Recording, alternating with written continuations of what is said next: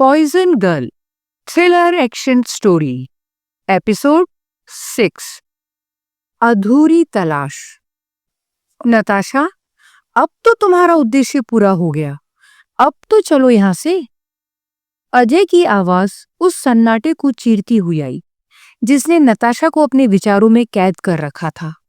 उसने धीरे से अपनी निगाह उस व्यक्ति की ओर घुमाई जो न केवल उसका परम मित्र था बल्कि इस लड़ाई में उसका एकमात्र साथी भी था। उसकी आंखों में एक ठहराव था जो केवल वो महसूस कर सकता था जिसने अपनों को खोया हो। हाँ अजय, नताशा ने कहा।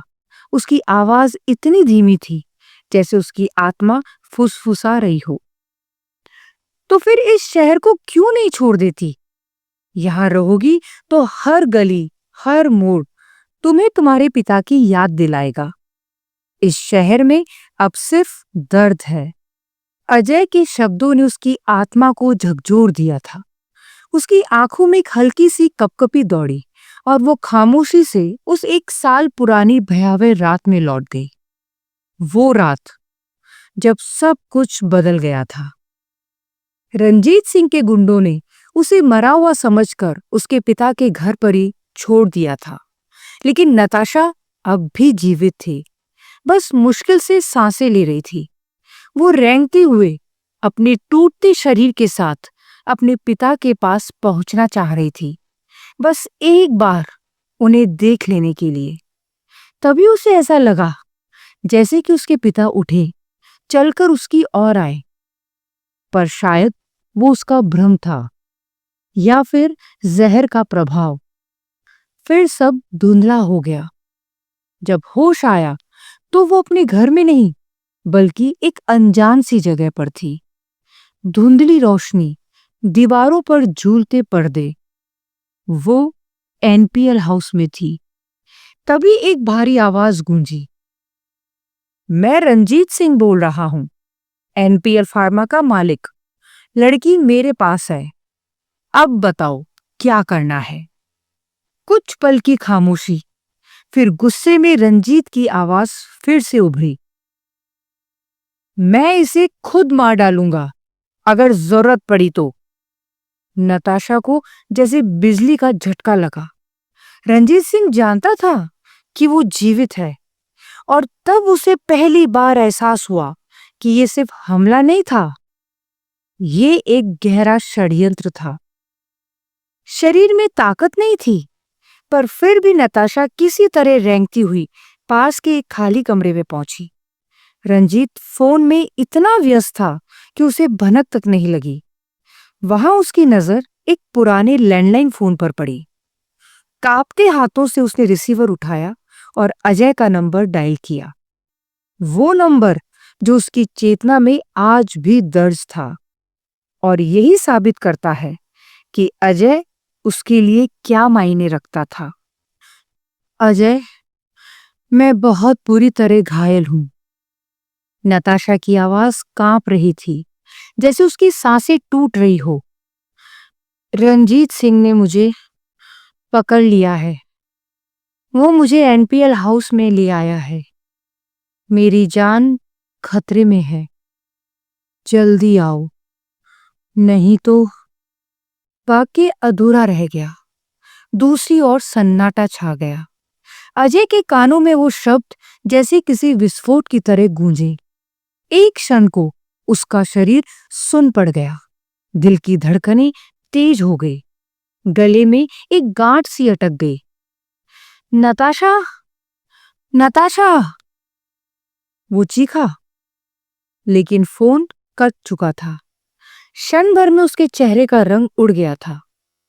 एक सच्चे मित्र की पीड़ा, एक अनकहे प्रेम की पुकार और उस आवाज में छुपा हुआ भय, ये सब कुछ मिलकर अजय के भीतर एक ज्वालामुखी फूटने जैसा था। बिना एक पल गवाए उसने चाबी उठाई और अपनी गाड़ी की ओर दौड़ पड़ा। गाड़ी स्टार्ट करते ही पहियों की चीखती हुई आवाजें रात के सन्नाटे को चीरती चली गई। उसके जहन में सिर्फ एक ही बात गूंज रही थी, नताशा को कुछ नहीं होना चाहिए। एनपीएल हाउस की ओर बढ़ती उसकी कार की गति अब इंसानी नहीं रही, वो जुनून की रफ्तार थी। अंधेरी सड़कों पर दौड़ती हेडलाइट्स, तेज सांसें, कांपते हाथ और दिल में एक ही नाम, नताशा। अजय बिना वक्त गवाए एनपीएल हाउस पहुंच गया था, परंतु एनपीएल हाउस कोई साधारण इमारत नहीं थी। वो एक अभेद्य किले की भांति था। हर कोना, हर दीवार, हर छाया में सुरक्षा की सख्त परतें बिछी हुई थी। मुख्य द्वार पर 2 अनुशासित और हट्टे-कट्टे सुरक्षा गार्ड तैनात थे, जैसे वे किसी युद्धबंदी को कैद में रखने की शपथ लिए खड़े हों।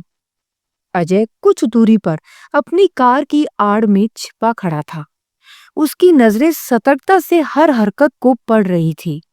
वो मन ही मन एक योजना बना रहा था कि कैसे उन चौकस निगाहों को चकमा देकर भीतर प्रवेश किया जाए। तभी उसकी दृष्टि ऊपर उठी और वो दृश्य जो उसने देखा उसकी धड़कनों को थाम लेने वाला था। उसने देखा कि तीसरी मंजिल से नताशा एक बिस्तर की चादरों से बनाई रस्सी से नीचे उतरने की कोशिश कर रही थी। अजय ने तुरंत गेट पर मौजूद 2 सिक्योरिटी गार्ड्स को चुपचाप अपने कराटे चॉप के सटीक प्रहार से बेहोश किया और भीतर घुस गया। जैसे ही नताशा थोड़ी नीचे पहुंची, वो दौड़कर उसे अपनी गोद में उठा लाया और बिना पीछे देखे वहां से निकल गया। नताशा की हालत बेहद नाजुक थी, पर उसका दिमाग अब पहले से ज्यादा तेज चल रहा था। उसने अजय को सब कुछ बता दिया था।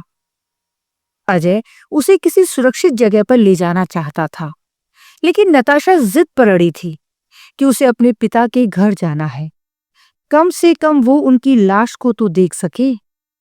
नताशा की जिद के आगे अजय झुक गया और वो उसे सीधे नताशा के घर पर ले गया। पर जब वो वहां पहुंचे, उसके पिता की लाश वहां नहीं थी और तभी रंजीत सिंह के गुंडे भी वहां पहुंच गए। उन्हें मालूम पड़ गया था कि नताशा एनपीएल हाउस से भाग निकली है और वो शायद अपने ही घर जाएगी, इसलिए वो गुंडे उसे पुनः पकड़ने वहां आ गए थे। अजय नताशा को लेकर वहां से भाग निकला, पर नताशा के दिल में अब एक सवाल स्थायी हो गया था कि उसके पिता की लाश कहाँ गई और क्यों कोई उसे हटाएगा।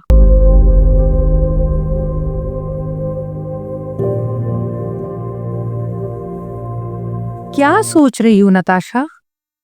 अजय ने धीरे से पूछा। अजय की आवाज सुनकर नताशा अपने ख्यालों से बाहर आई। नताशा की आंखें अब स्थिर थी, एक तूफान से पहले की शांति। मैं कहीं नहीं जाऊंगी अजय। रंजीत सिंह मर चुका है और अब मुझे मेरे पिता को ढूंढना है। क्या? लेकिन नताशा, तुम्हारे पिता की मृत्यु हो गई थी पूरे 1 साल पहले। नहीं अजय, मुझे यकीन है कि वो जिंदा है, जैसे उन्होंने मुझे जहर से बचाया। शायद उन्होंने खुद को भी बचा लिया हो। लेकिन तुम ये कैसे कह सकती हो? पहला संकेत, जब मैं बेहोश हो रही थी, मैंने महसूस किया था कि वो मेरी ओर बढ़े। दूसरा, उनकी लाश अब तक नहीं मिली और अब रंजीत की मौत के बाद मेरे भीतर कोई आवाज कह रही है कि वो कहीं है, छुपे हुए, जिंदा। पर वो तुम्हें कैसे ढूंढेंगे नताशा? शायद वो अब बाहर आ जाए। जब उन्हें ये पता चलेगा कि रंजीत की मौत उसी जहर से हुई है जिस पर वो रिसर्च कर रहे थे, तो वो समझ जाएंगे कि ये कारनामा मेरा है और फिर वो तुम्हें ढूंढेंगे। हाँ अजय, और मैं भी उन्हें। हम एक दूसरे को शायद किसी मोड़ पर ढूंढ लेंगे। अजय भ्रमित था। अब उसे समझ नहीं आ रहा था कि ये सिर्फ दुख में डूबी आशा है या वास्तव में कोई राज जो अब भी परतों में छुपा है। नताशा आत्मविश्वास से भरी थी, लेकिन शायद जरूरत से ज्यादा। और पुलिस, वो तो आएगी ही। रंजीत सिंह की हत्या की पुलिस तफ्तीश होगी, अजय बोला। हाँ, लेकिन वो मुझ तक नहीं पहुंच सकते। मुझे अपने जहर पर पूरा नियंत्रण है। कोई नहीं कह सकता कि मैं ही पॉइजन गर्ल हूं। कहानी अब बदल रही थी। अजय अभी भी संशय में था। शायद नताशा पागल हो गई थी, या शायद वो सबसे बड़ी साजिश को उजागर करने के रास्ते पर थी। इंस्पेक्टर विजय अपने ऑफिस में केस की फाइलें उलट-पलट रहा था। वो सीसीटीवी कैमरे की तस्वीरों को देख रहा था। तस्वीरों के बीच एक चेहरा, नताशा का, बड़ी नजरों से घूरता हुआ। हालांकि विजय इस केस पर काम नहीं कर रहा था, परंतु वो उन दृश्यों को देख कुछ ना कुछ मन बना चुका था। रंजीत का भाई उमेश मर चुका था, पर रंजीत सिंह का प्रतिशोध अब जीवित हो चुका था। और शायद नताशा के पिता भी कहीं जीवित थे। 1 साल पहले नताशा शिकार थी, और आज वो खुद एक शिकारी बन चुकी थी। नताशा के अनुसार रंजीत सिंह अब अतीत का हिस्सा था, पर नताशा का मिशन अब शुरू हो रहा था। पॉइजन गर्ल की अगली लड़ाई अब अपने पिता को ढूंढने की थी। क्या वो जीवित है? ये तो समय ही बताएगा। पर ये कहानी अब एक नए और रोमांचक मोड़ पर थी।